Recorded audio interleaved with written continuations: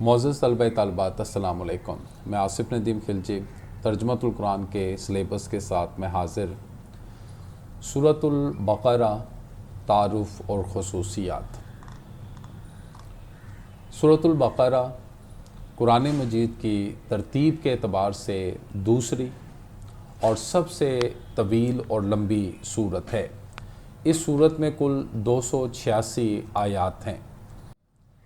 سورۃ البقرہ کا آغاز حروف مقطعات سے ہوتا ہے۔ حروف مقطعات کا کیا ہم سمجھ بوجھ لیتے ہیں، یہ سوال بھی بنتا ہے، تو اس کو تھوڑا تفصیل سے ہم دیکھتے ہیں، پھر سبق کی طرف آتے ہیں۔ حروف مقطعات۔ حروف مقطعات سے مراد وہ جدا جدا حروف ہیں جو قرآن مجید کی بعض صورتوں کے آغاز میں آتے ہیں۔ یہ حروف عام الفاظ کی طرح مل کر کوئی مکمل لفظ نہیں بناتے، بلکہ الگ الگ پڑھے جاتے ہیں۔ چونکہ یہ حروف ایک دوسرے سے الگ ہوتے ہیں، اس لیے انہیں حروف مقطعات کہا جاتا ہے، یعنی کٹے ہوئے یا جدا حروف۔ قرآن مجید کی کئی صورتوں کے شروع میں یہ حروف موجود ہیں، اور ان کی اصل حکمت اور مکمل علم اور معنی اللہ تعالیٰ ہی بہتر جانتا ہے۔ علماء کے مطابق یہ حروف اس بات کی طرف بھی اشارہ کرتے ہیں کہ قرآن مجید انہی عام حروف سے بنا ہے جنہیں انسان روزمرہ زبان میں استعمال کرتا ہے، لیکن پھر بھی کوئی انسان قرآن پاک جیسی کتاب نہیں بنا سکتا۔ اس طرح یہ حروف قرآن مجید کے معجزہ ہونے اور اس کی عظمت کو ظاہر کرتے ہیں۔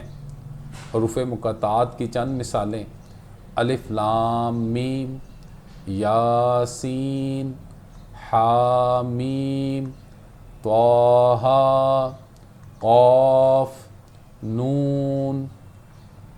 سورۃ البقرہ کا آغاز حروف مقطعات سے ہوتا ہے۔ حروف مقطعات قرآن مجید کی کچھ صورتوں کے شروع میں آنے والے وہ حروف ہیں جن کے معنی اللہ تعالیٰ اور حضرت محمد رسول اللہ خاتم النبیین صلی اللہ علیہ وآلہ وسلم کے سوا کوئی نہیں جانتا۔ سورۃ البقرہ کی آیت 67، 67 تا 73، 73 میں اس گائے کا واقعہ مذکور ہے۔ آئیے اس گائے کا جو واقعہ تھا اس کو پہلے ہم ڈسکس کرتے ہیں، پھر سبق کی طرف آتے ہیں۔ حضرت موسیٰ علیہ السلام کے زمانے میں بنی اسرائیل کے اندر ایک قتل کا واقعہ پیش آیا۔ کسی شخص کو قتل کر دیا گیا تھا، لیکن قاتل معلوم نہیں تھا کہ کس نے اسے قتل کیا۔ ہر قبیلہ دوسرے پر الزام لگا رہا تھا اور جھگڑا بڑھتا جا رہا تھا۔ اس مسئلے کے حل کے لیے بنی اسرائیل نے اللہ تعالیٰ کے نبی، پیارے نبی حضرت موسیٰ علیہ السلام سے رہنمائی طلب کی، تو اللہ تعالیٰ نے حضرت موسیٰ علیہ السلام کو وحی کے ذریعے حکم دیا کہ بنی اسرائیل کو ایک خاص گائے ذبح کرنے کا حکم دیں۔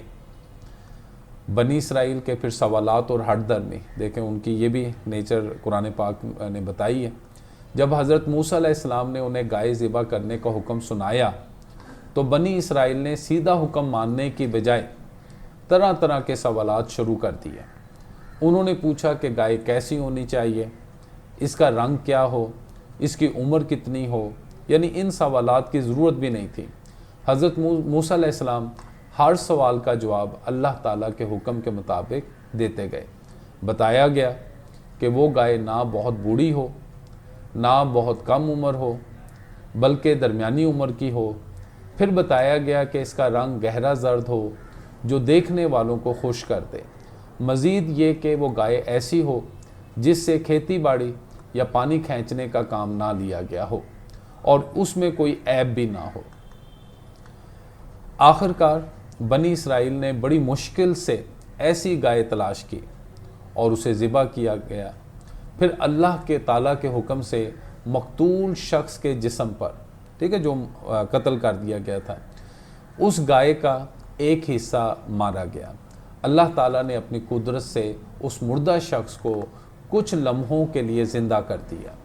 اس نے زندہ ہو کر اپنے قاتل کا نام بتا دیا اور پھر دوبارہ وفات پا گیا۔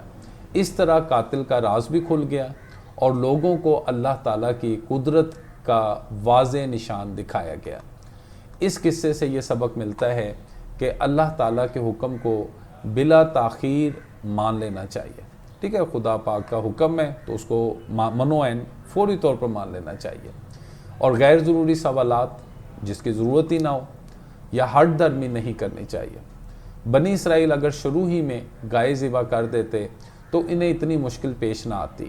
اس واقعہ کے ذریعے اللہ تعالیٰ نے یہ بھی دکھایا کہ وہ مردوں کو زندہ کرنے پر پوری قدرت، پوری طاقت رکھتا ہے، اور قیامت کے دن بھی اسی طرح انسانوں کو دوبارہ زندہ کرے گا۔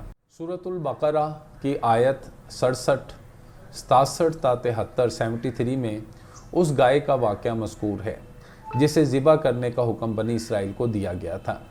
اس لیے سورت کا نام سورۃ البقرہ ہے، کیونکہ بقرہ عربی زبان میں گائے کو کہتے ہیں۔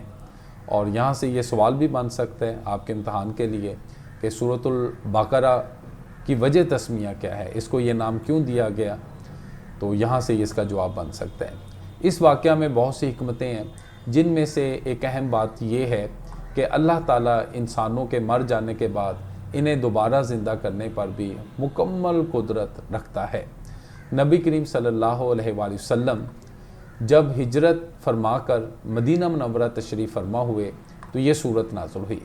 مدینہ منورہ میں جن لوگوں کو اسلام کی دعوت پیش کی جا رہی تھی وہ مکہ مکرمہ کے رہنے والوں سے مختلف تھے۔ یہاں اسلام کی دعوت جس مرحلے میں داخل ہو رہی تھی، ان کی ضروریات اور تقاضے بھی بالکل نئے تھے، اس لیے اس صورت کے موضوعات اور مضامین کا مکی دور کی صورتوں سے فرق بہت نمایاں ہے۔ تو آج کے لیے یہاں تک، انشاءاللہ مزید سبق کے ساتھ میں پھر سے حاضر ہوں گا۔ اپنا خیال کیجیے گا۔ اللہ حافظ۔